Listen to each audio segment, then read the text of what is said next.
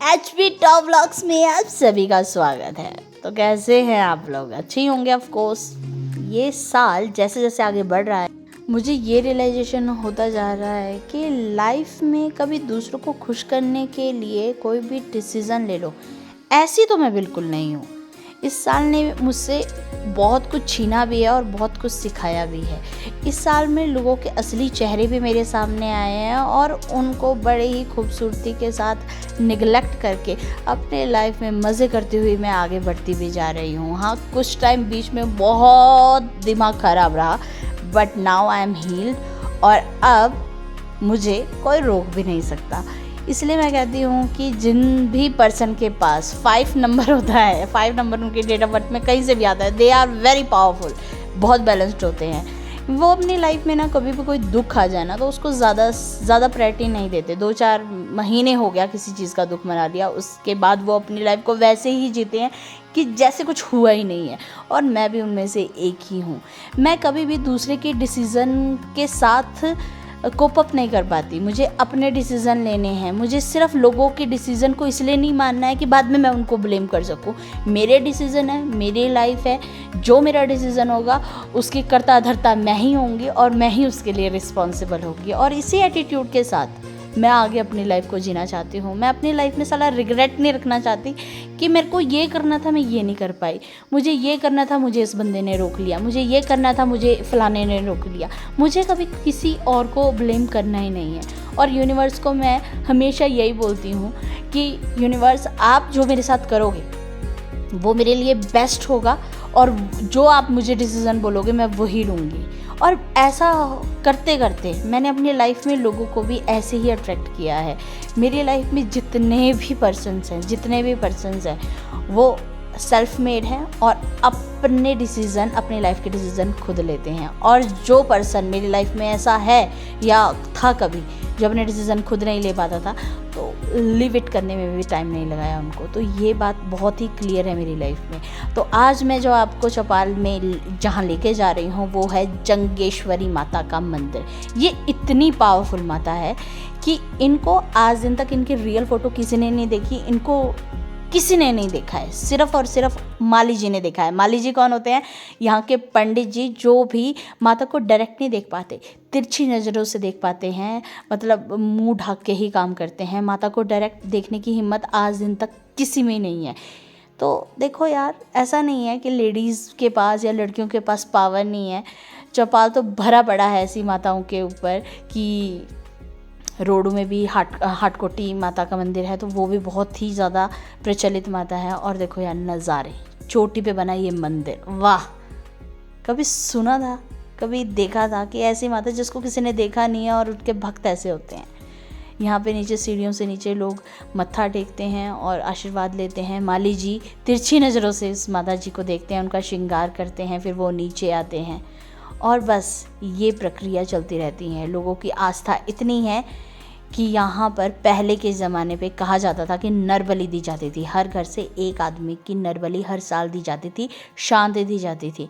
पर धीरे धीरे वो पद्धति ख़त्म होती गई। फिर बकरे पे बात आई, बकरे की बलि दी जाने लगी। पर अब जो गवर्नमेंट के नए रूल्स है उसकी वजह से यहाँ पर अब वो बकरे की बलि भी नहीं दी जाती।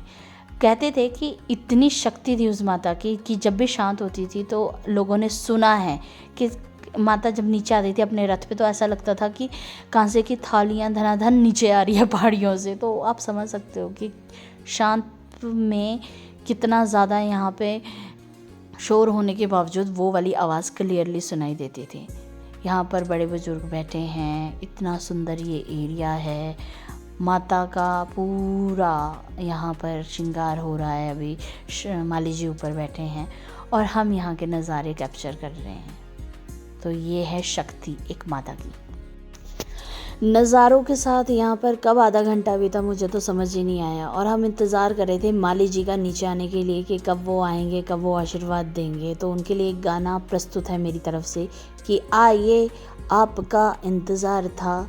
हाँ, बहुत बुरा गाया मैंने, आई नो दैट। देख रहे हो यार कैसे लोग खड़े हैं यहाँ पर टीका लगवाने के लिए। और मतलब ये एक रिचुअल ही समझ लो कि दिवाली वाली रात और सुबह के टाइम यहाँ पर फंक्शन होता है और लोग यहाँ पर खाना वाना भी खाते हैं। पर ड्यू टू समय की कमी हम लोग तो यहाँ से रोडू चले गए, क्योंकि कोई चेकअप था शिवानी का वहाँ पर, तो उसने वो करवाना था और हमको यहाँ से आगे सीधा रोडू निकलना था। तो हम लोग सफ़र करके आए थे और हम सफ़र में ही दोबारा जा रहे थे।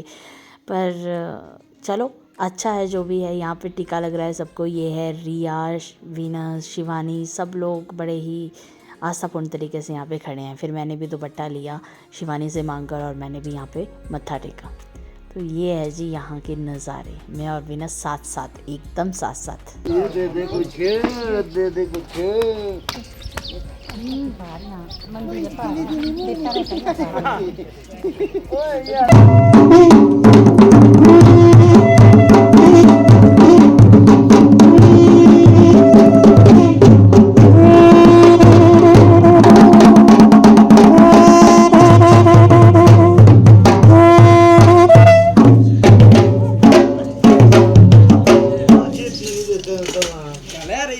तो अब ये है कुंड जहाँ पर बलि दी जाती थी। नर बलि पहले दी जाती थी, फिर बकरा बलि दी जाती थी। तो यहाँ पर सब लोग मत्था टेक रहे हैं। बोलते हैं कि यहाँ पर एक बूंद भी नहीं गिरती थी जब बलि दी जाती थी। तो आप समझ पा रहे हो कि किसी को आपने काटा और झटके वाला काटते थे यहाँ पे, फिर भी एक बूंद का ना गिरना बहुत बड़ी बात थी। अब तो यहाँ पर काफ़ी टाइम से कोई भी बलि नहीं दी गई है, फिर भी लोगों की आस्था ऐसी की तैसी है, टस से मस नहीं हुई है। लोगों का आना दिवाली वाली रात को भी यहाँ पर एक बहुत बड़ा वो होता है, सेलिब्रेशन होता है, जिसमें लकड़ियाँ काट के आग जलाई जाती है और मशाले लेके यहाँ पे लोग डांस करते हैं। वो वाला 12 बजे या 1 बजे वो स्टार्ट होता है और फिर पूरी रात वो चलता है 6 बजे तक, मतलब 6 बजे तक सवेरे तक चलेगा वो। हमने जाना था पर हम इतना टायर्ड हो चुके थे अपने सफ़र से कि वहाँ पे जाने की हिम्मत नहीं पड़ी। उसके बाद मैंने वीनस का दुपट्टा लिया और मैंने भी इस कुंड का आशीर्वाद लिया कि जो शक्तियाँ हैं वो तो है ही यार। बेशक हम किसी चीज़ को इतना समझे ना समझे, पर शक्तियाँ जो लोग समझते हैं, इतना लोग करते हैं, तो ऑफकोर्स शक्ति तो होगी। तो इसी आस्थापूर्ण तरीके से मैंने भी यहाँ पर आशीर्वाद लिया। अब आप बताओ, अगर मैं ऐसे घूमने जाती अपने किसी नोन के साथ जो यहाँ का नहीं है, तो ये चीज़ें मुझे कहाँ समझ आती। इसलिए मैं हमेशा बोलती हूँ कि घूमने ऐसे जाओ कि जहाँ पे आपके कोई रिलेटिव हो या कोई फ्रेंड हो। देखो हर जगह पॉसिबल नहीं है, कई बात एक्सप्लोर खुद भी करना पड़ता है आपको। और ये खूबसूरत भाई, बहुत खूबसूरत आंटी और बहुत ही अच्छे। अब वीनस और शिवानी की बहन भी थी एक, उसकी स्टोरी भी मैं आपको बताऊंगी। एक बहुत बड़ा दुख यहाँ के लोग ना अपने दिल में लिए बैठे हैं, जो कि मेरे लिए भी बहुत बड़ा दुख था जब मुझे पता चला था। वो स्टोरी कभी और करेंगे। इस वाले उसमें तो आप नज़ारे देखो यार, कितने प्यारी जगह। ये एक घर है और कितने सुंदर सुंदर घर है, एप्पल के बगीचे हैं, इतना सुंदर मंदिर है यार। जन्नत में रहते हैं यहाँ के लोग ना, और बहुत ही ज़्यादा सिंपल लोग।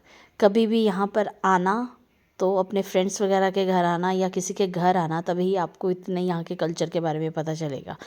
ठीक है, तो आज के लिए बस इतना ही। मिलते हैं अगले व्लॉग में। Bye bye, take care, Tata.